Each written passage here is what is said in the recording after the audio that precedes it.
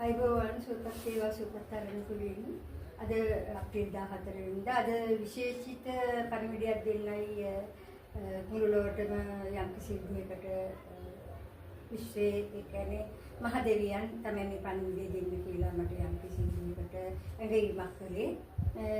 එතකොට දැන් හැමෝම වේදවා මේ සේන ශක්තිය ඒ කියන්නේ සේන කුමාරයා ගැන. ඒ සේන කුමාරයෙක් කියලා කෙනෙක් ඉන්නේ නැහැ. ඒක බොරුවක් එහෙම කෙනෙක් නෑ. නමුත් තියෙන දියනා ශක්තියක්. ඒ දියනා ශක්තිය තමයි කරන ශක්තිය. ඒක තියෙන කාන්තාවකට. එතකොට යක් කිසි විදිහට මහදේවියක් පෙන්නනවා මේක ලොකු ශක්තියක් බලයක්.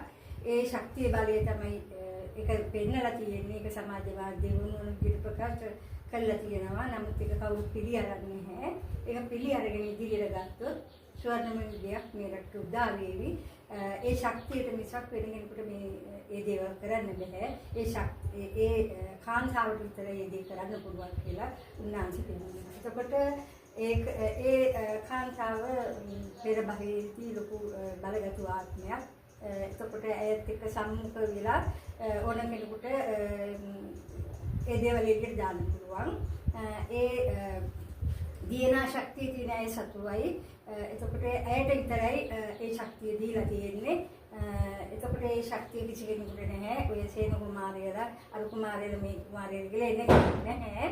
ඒ ශක්තියට තමයි හැමදේම කරන්න පුළුවන්. ඒක එක විදිහට ඒක ක්‍රමයට සමාජ මාධ්‍යයට දැම්මට කිසි කෙනෙක් මේක යම් කිසි විදිහකට පිළිගත්තේ නැහැ.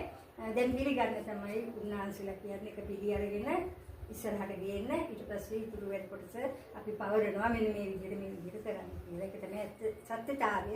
ඒ අදහස දෙන්නයි ඒ දේ රටට දෙන්නයි මම මේ විදිහට මේ වැඩසටහන කරේ. ඉතින් ඉතුරු ටික සමාජයේ විසින් මේක දැනුවත් වෙලා සමාජයේ පිළි අරගෙන මේ බලගත්ු ඒ ආත්මය ඒ ආත්මය උනාට කාන්තාවකට තමයි බලගතු භාවය තියෙන්නේ. ඒ ශක්තිය තියෙන්නේ. එතකොට යම් කිසි විදිහකට ඒක බලගතු ආත්මයක්. ඒක ශ්‍රී දළදා වහන්සේගේ එක සම්බන්ධයි.